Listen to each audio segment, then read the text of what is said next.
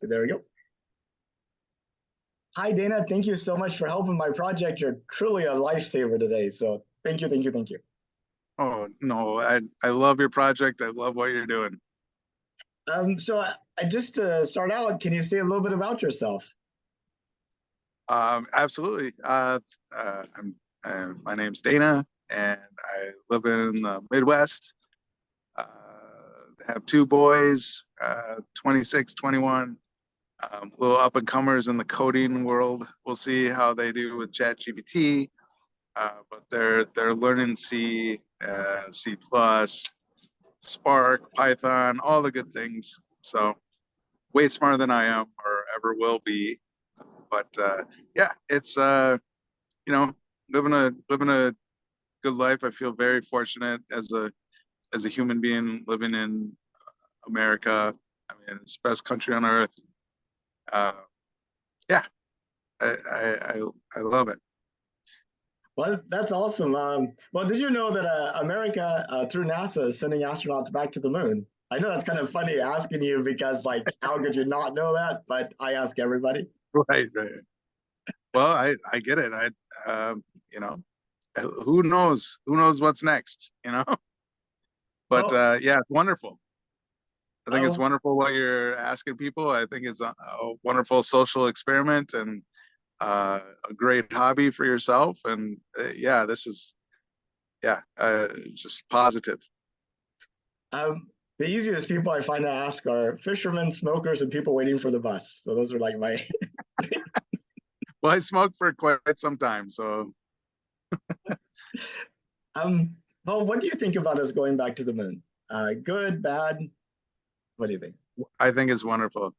I do. I think it's uh, you know, the next phase of human existence. Uh, you know, what do we do out there? Like, do we have enough intelligence, obviously, to get to the moon? Do we have enough intelligence to get further? You know, one step at a time, kind of thing. But yeah, I think it's great. Well, talking about getting further, when you think about the future of humanity, do you think we have a future in the stars, or do you think we're destined? Our destiny is confined to this planet. Honestly, you know, you asked me a year ago, I would have said something probably different. But now, you know, I'm fairly resolute that our only future is in the stars. Uh, you know, and that's somewhat loaded. That's a somewhat loaded statement, but uh, yeah, I think there's only other things to learn that we're not accustomed to outside of humanity that you know we will we will bring back to this ship, you know, the ship that we're sailing on, ship of fools, right? Uh, that can better our humanity. You know, what if there was, you know, I always envision like a straw. Some alien has a straw to just suck out all the carbon dioxide out of our system, and you know, all the bad. You know, how do we get rid of all the bad? It's a consummate battle, right? But yeah, so we'll learn by going to the moon. We're going to learn, and by going to Mars, we're going to learn uh, that much more and be, you know, bring those insights and knowledge and experience back to the Earth. So You mentioned aliens, and that reminded me. Last Friday, I went to listen to an astronaut talk, Dominic Anatoli, to like a whole group of public nice. people. So there's like some students there, young kids, and they're like, "Do you believe in aliens?" And he says, uh, when you look, sorry, you got to cough today. I'm still alive. Okay. But And totally chokes you up. he really gets me. But he said, whenever you look at the Earth from space, the most beautiful place is the Caribbean. And he's like, I got to be thinking that if the aliens were here, uh, nothing against Roswell, Mexico, but or New Mexico, that's not my first spot where I stop. So whenever you start seeing alien pictures in the Caribbean, then you'll give it a little bit more uh, credence. Yeah, the yeah, a little bit analogous or parallel to that is my theory is that when the aliens come, they're gonna look at man and woman, and they're gonna take all of our women Oh no. because they're beautiful, right? I mean, anyway, I digress. But I know, but just one little tad bit more digression that way. I saw a cartoon. It had like this little alien coming out of a flying saucer, and he meets this guy, and he's like, "Take me to your leader," and he's like, "Now is really not a good time." must have been within the last 4 years for sure, or Yeah, 6. I think it's a timeless one, probably. Yeah, true, true. Well said. Yeah, I Um, stand corrected. so if you could, would you take a trip to space? Absolutely, tomorrow, How far would you go? as far as it goes. You would As far as immigrate to Mars and be a Martian? Yeah, for sure, Wow. absolutely. I So would. you've been going to the staying in Minneapolis in the winter to kind of get prepped for it. Yeah, I've I've seen quite a bit of the world, not anywhere near, some folks, but I've been fortunate enough to see, humanity and their different cultures, and very respectful of those different cultures, love the different cultures. Um, uh, but things like um, war and religion and these things that plague our human race, like I'm ready for something else, like there's got to be something else out there. I know there is. I mean, I don't know what, but there's got to be intelligent life out there. We should go find it. Well, Dana, before Yeah, I stop the recording, did you have any questions for me or anything else you'd like to add? I know. I was just wondering how far you are on your project, and how many interviews have you done, and what do you see if not if, when we get to the moon, what's next for you? Like, what have you thought about that? Well, I started the project with the idea of counting down to the end of 2024. So regardless of how the moon launch gets delayed or anything, that is the end of the project. So I started out with 1,840 days to go, and now I have like 570 something days to go.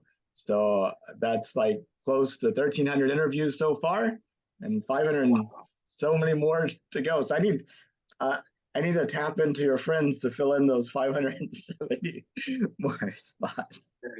Well, it turns out I don't have any friends. No, I'm just kidding. Yeah, let's talk after this. What, how about, how many days to Mars after this?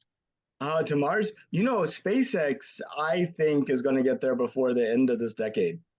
I really honestly think so. Now that's a lot of interviews. Oh, well, no, I think I think I have learned all I want to learn from this process.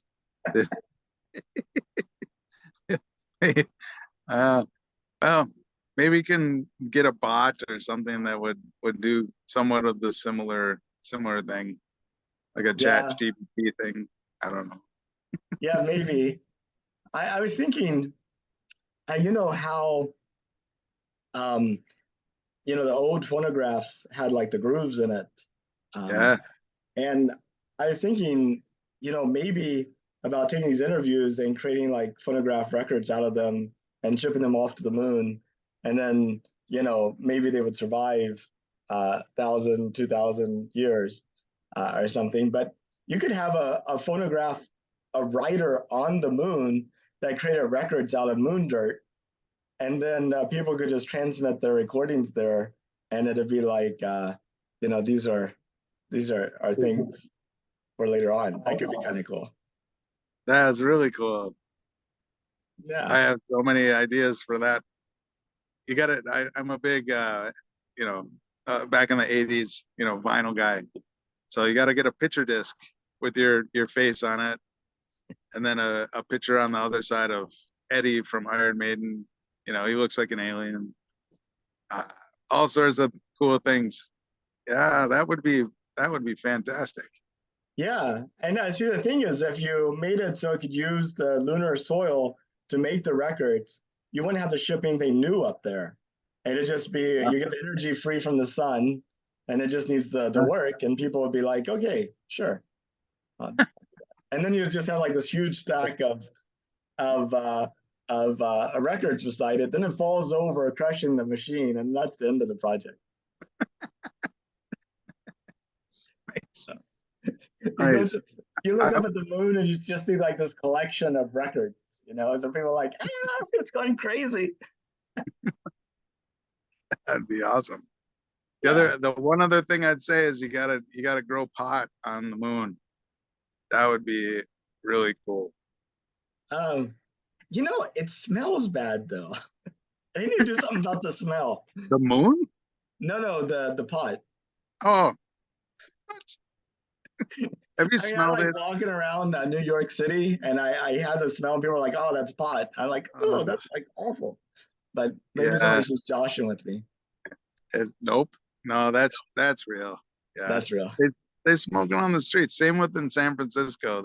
There's no smoking section, right? Like, But it's like, I mean, there are some tobaccos that kind of smell pleasant, you know. yeah, yeah, But that's true. weed is not such a thing.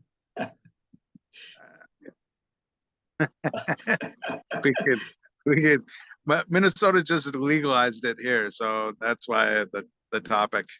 But but I yeah, understand. It's still illegal for, well, not illegal, but it's still a requirement for federal employees not to partake in such stuff, or uh, federal contractors even. So um, but you can drink, right? I could drink alcohol. Yeah. It's I mean, not ridiculous. while I'm working. I mean, whenever you're controlling the solar arrays, they're like, you need to be sober for that. Uh, So, but well, anyways, thank you for hosting and asking me for my participation. I highly respect you and obviously this project that you're on, and you know, hats off to you. I really appreciate it. I'll go and hit stop real quick. Yeah.